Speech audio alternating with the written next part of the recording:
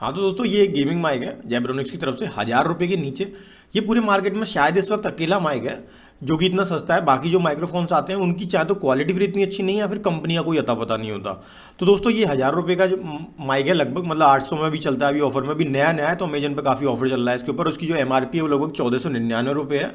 और दोस्तों मुझे इसकी कुछ खास बुरी बातें लगी हैं जो कि 3-4 हैं।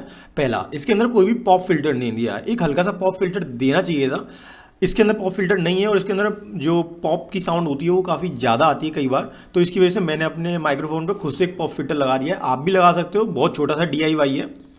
जैसे कि आप देख सकते हो वीडियो में, ये इस तरह का फॉर्म कभी ना कभी किसी ना चीज़ के साथ आता है, नहीं तो आपको जो स्टेशनरी की दुकान होती है उस पर मिल जाएगा। आप इसे ईजिली लगा सकते हो तो जो पॉप वाली दिक्कत है वो ख़त्म हो जाती है। तो आपकी जो पॉप साउंड है वो बिल्कुल एलिमिनेट हो जाती है लगभग 80-90% के लगभग। तो फिर उसके अलावा ज़रूरत नहीं पड़ती है। वेल, अब बढ़ते हैं हम दूसरी ख़राब बात की तरफ दोस्तों। वो ये है, अगर आप इससे रिकॉर्डिंग करके स्पीकर पे चलाओगे या फिर सीधे लैपटॉप के स्पीकर पे चलाओगे तो कोई दिक्कत नहीं है, अगर ब्लूटूथ स्पीकर पे चला रहे हो, स्पीकर पे चला रहे हो। लेकिन अगर आप इस माइक की रिकॉर्डिंग को हेडफोन में लगाते हो तो आपको एक हम की साउंड सुनाई देती है जो कि 50 हर्ट्ज़ की है। अगर आप कोई सॉफ्टवेयर का इस्तेमाल करते हो अपनी साउंड को रिकॉर्ड करने के लिए या फिर गेमिंग स्ट्रीमिंग करने के लिए तो शायद वो आवाज़ नहीं आएगी, क्योंकि उसमें ऑटो डिटेक्शन होता है इस चीज़ के लिए, हमिंग का या फिर डीनॉइस का। लेकिन अगर आप इसे सिंपली चलाते हो साउंड रिकॉर्ड करके माइक्रोफोन से तो ये हमिंग की साउंड आपको एडिटिंग करते वक्त अपने हेडफोन्स में सुनाई देगी, लैपटॉप या फिर स्पीकर्स पे सुनाई नहीं देगी। उस आवाज़ को हटाने का सबसे सिंपल तरीका है कि आपको 50 हर्ट्ज़ का जो हमिंग रिमूवल होता है वो लगाना पड़ता है। उसके बाद जो साउंड है वो ऐसी हो जाती है जैसे कि आपको इस वक्त सुन रही है, बहुत ही क्लियर साउंड हो जाती है। अगर आपको वो साउंड सुननी है जो कि हमिंग के साथ इसकी नेचुरल साउंड आती है हेडफोन्स में, तो दोस्तों आप हेडफोन लगा लीजिए और जब मैं टेस्ट करूँगा तो आपको मैं वही साउंड सुनाऊँगा एग्जैक्टली कि आप जब नेचुरल रिकॉर्ड करोगे इसकी आवाज़ तो आपको कैसी सुनाई देगी। अब चलते हैं इसकी तीसरी बात की तरफ। तो दोस्तों जो इसका नॉइस फिल्टर है ना, मतलब जो नॉइस रिडक्शन है वो दोस्तों काफ़ी अच्छा है, इस कीमत में बहुत ही अच्छा है। सबसे इस माइक की मुझे सबसे अच्छी बात यही लगी है कि आपके पीछे अगर कोई पंखा वंखा चल रहा होता है तो ये बहुत ईजीली उसकी साउंड को एलिमिनेट कर देता है, बहुत काफ़ी ज़्यादा हद तक। क्योंकि काफ़ी अच्छे खासे जो हेडफोन्स होते हैं 2,500-3 हज़ार रुपये तक के, उनके अंदर इतनी अच्छी क्वालिटी होती है नॉइस रिडक्शन करने की। बट 1000 रुपये में आपको जो माइक है, 1000 रुपये के हिसाब से एक माइक जैसी चीज़ इंडिया में काफ़ी महंगी होती है, बट हमें जो माइक की जो क्वालिटी मिलती है ना साउंड रिकॉर्ड करने की वो काफ़ी ज़्यादा अच्छी है। क्योंकि इसके अलावा फिर एक जो माइक है वो सीधे 2,500 का है मोआना की तरफ से, वो माओना का माइक है। वो वाला माइक मेरे को लगता है कि हाँ वो वाला माइक सच में अच्छा लगा है लोगों को। नहीं तो उसके अलावा सीधे यही माइक है 2,500 के बाद कि जो माइक है और जो अच्छा है और उसमें USB प्ले फंक्शन है बहुत ईजीली। और ये माइक काफ़ी हल्का भी है जिसकी वजह से कैरी करना भी आसान है, इसे काम करना भी इस पर आसान है। अब दोस्तों मैं इसकी जो कुछ खास बातें हैं ना माइक की, पहले उन्हें पकड़ लेते हैं 2-3 मिनट के अंदर। तो दोस्तों पहली बात ये है कि माइक की जो कीमत है ना वो बहुत ज़्यादा सस्ती है और जिस कंपनी की तरफ से आता है वो एक इंटरनेशनल रिनोन्ड ब्रांड है, मीडियोकर कैटेगरी का ब्रांड है। लेकिन इसके जो प्रोडक्ट हैं वो रिलायबल है और ड्यूरेबल है, काफ़ी चलते हैं। अगर हम इसकी डिज़ाइन की बात करें तो दोस्तों डिज़ाइन इसका टोटली यूनिक है मार्केट के अंदर इस वक्त। मतलब इसी कंपनी के पास ये डिज़ाइन है ये मैं नहीं कह सकता, बट हाँ अभी हाल फिलहाल जानी मानी कंपनियों में यही एक अकेली कंपनी जेब्रोनिक्स जिसने कि इस माइक को Zeb-Klarity करके उतारा है। और सच में इसकी जो बिल्ड क्वालिटी है वो काफ़ी मतलब कि मैं कहूँगा अच्छी है बट हल्की है। इसमें आपको सॉलिड जो एक ड्यूरेबिलिटी फील होती है प्रोडक्ट के अंदर वो आपको महसूस नहीं होगी। इसकी जो केबल इन्होंने दे रखी है अच्छी खासी लेंथ दे रखी है, 1.5 मीटर की, लगभग सबका काम चल जाएगा मुझे ऐसा लगता है, क्योंकि इससे ज़्यादा लंबी केबल की जरूरत पड़ती है नहीं मतलब कि नॉर्मल कंडीशंस में।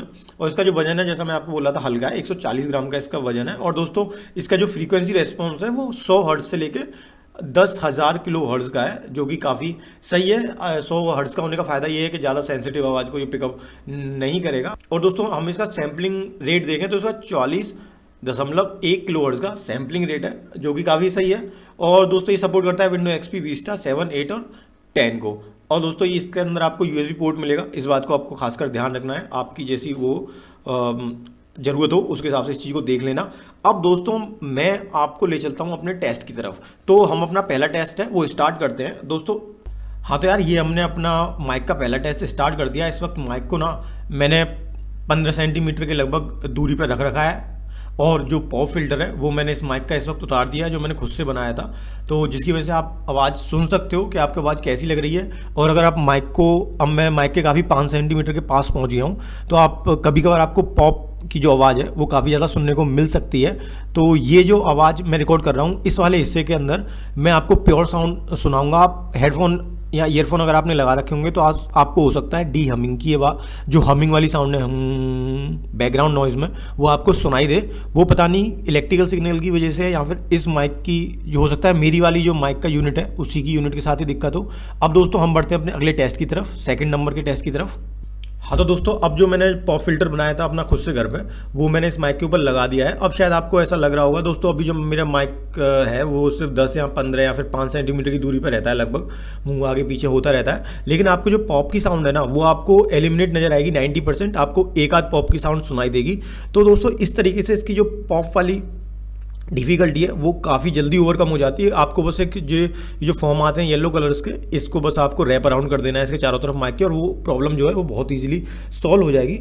अब दोस्तों मैं इस पर पॉप फिल्टर लगा के आवाज़ रिकॉर्ड करूँगा, लेकिन अब ये जो हिस्सा है साउंड का, इसके अंदर मैंने जिस सॉफ्टवेयर में मैं वीडियो एडिटिंग करता हूँ उस सॉफ्टवेयर से मैंने इसमें डी हमिंग लगा दी है। और जो आप पहले वीडियो आपने जितनी भी देखी है उसमें भी आवाज़ रिकॉर्ड इसी माइक से करी थी, लेकिन मैंने जो डी हमिंग था वो साउंड का कर दिया था। तो डी हमिंग होने की वजह से हमें कुछ इस तरह की साउंड सुनाई देती है जैसा कि आपको सुनना होगा टेस्ट 3 के अंदर। और जो बाकी आपने वीडियो देखी थी टेस्ट शुरू होने से पहले, ये वाली साउंड आपको ऐसी क्लैरिटी आपको इजीली मिल जाएगी अपनी साउंड रिकॉर्ड करते वक्त, लेक्चर रिकॉर्ड करते वक्त या फिर कोई पीपीटी पे अपना साउंड ओवरले करते वक्त। अब दोस्तों हम बढ़ते हैं अपना, अब दोस्तों जो चौथा टेस्ट है वो मैं अपना पॉप फिल्टर लगा के कर रहा हूँ, लेकिन मैंने जो माइक से जो दूरी है वो लगभग 30 सेंटीमीटर की बना ली है, 30-40 सेंटीमीटर की, ताकि आप अगर गेम खेलते हो, अगर आपने माइक को आप लेफ्ट में रख देते हो या फिर आप अपने सामने रख देते हो 30-40 सेंटीमीटर, ताकि आपको गेम खेलने में आसानी हो, तो उससे आपको ये पता पड़ जाएगा कि आपकी जो साउंड है वो कितनी सामने वाले प्लेयर पर पहुंच जाएगी। वेल अभी जो इसकी डिस्टेंस है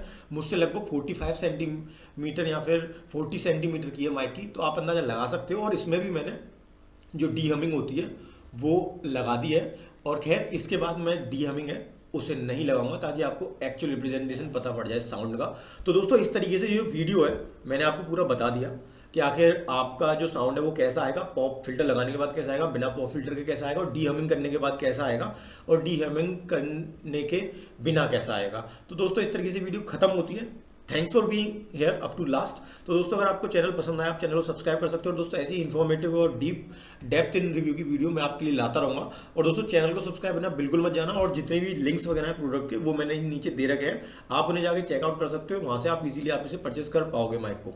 हाँ तो दोस्तों चैनल को सब्सक्राइब करना बिल्कुल मत जाना, और दोस्तों अगर वीडियो पसंद आई हो वीडियो को एक लाइक जरूर दें अपनी तरफ से। और दोस्तों इसके जो प्रोडक्ट के लिंक्स हैं वो आपको नीचे मिल जाएंगे इजीली, आप वहाँ से आकर उन्हें चेकआउट कर लीजिए। अगर आपके आसपास कोई आपको माइक मिला हो जो इससे अच्छा हो क्वालिटी में, तो आप उसे जरूर कमेंट में लिख के दूसरों के लिए बता दीजिए, ताकि दूसरों को हेल्प मिले।